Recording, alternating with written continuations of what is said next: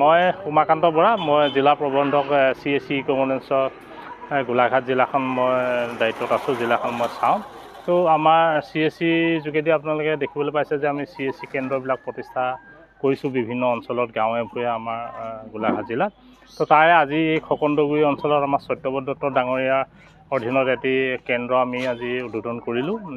ইয়াত এই অঞ্চলৰ বিভিন্ন অনুষ্ঠান প্ৰতিষ্ঠানৰ লগত জড়িত লোক ইয়াত উপস্থিত আছিলে, লগতে বয়োজ্যেষ্ঠ লোকো ইয়াত জড়িত আছিলে অনুষ্ঠানটোত। তো আমি আনন্দিত যে এই অঞ্চলত সত্যব্ৰত দত্তক সকলোৱে জানে।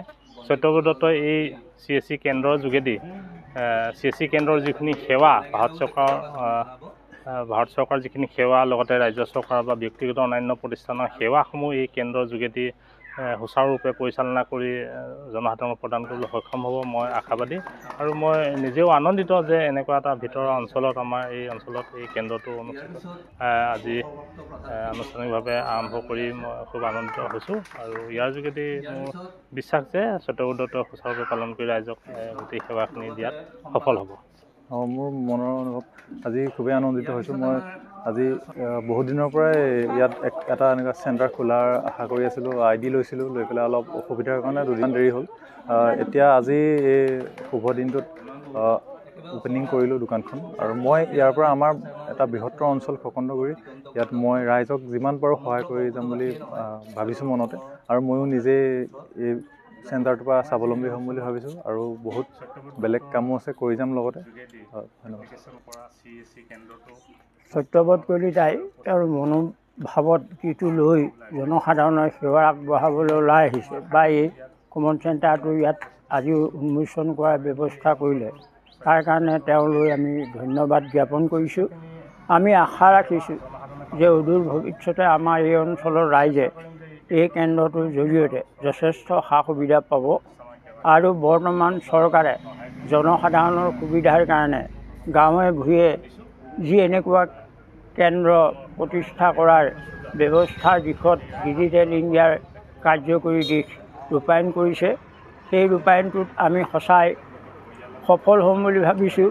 আৰু জনসাধাৰণৰ সেৱাৰ মনোবৃত্তি লৈ আজি সত্যব্ৰত দত্তই তেওঁ জনসাধাৰণৰ সেৱাৰ সামাজিক সেৱা কৰাৰ মনোভাৱ আছিলে, আৰু সেই ভাৱ আজি তেওঁ পূৰ্ণ হৈছে।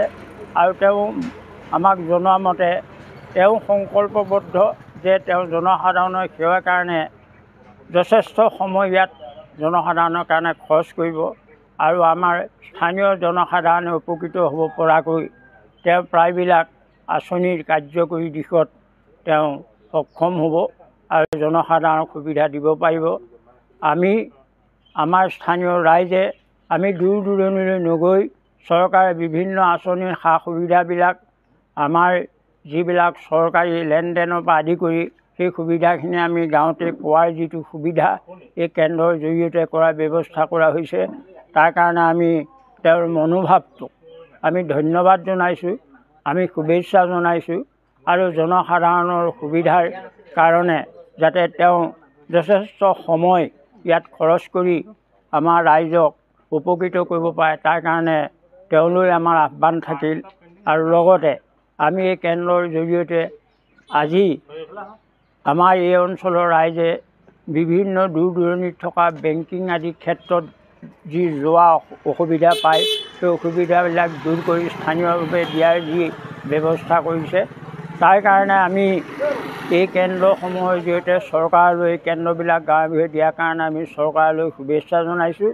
আৰু লগতে আমাৰ এই সত্যব্ৰত কলিতাই আজি এই যিটো কেন্দ্ৰ উন্মোচন কৰিলে আপোনালোকৰ উপস্থিতিত, তাৰ কাৰণে আমি সকলোকে ধন্যবাদ জনাই আমাৰ ক'বলগীয়াখিনি ইমানতে সামৰিছোঁ।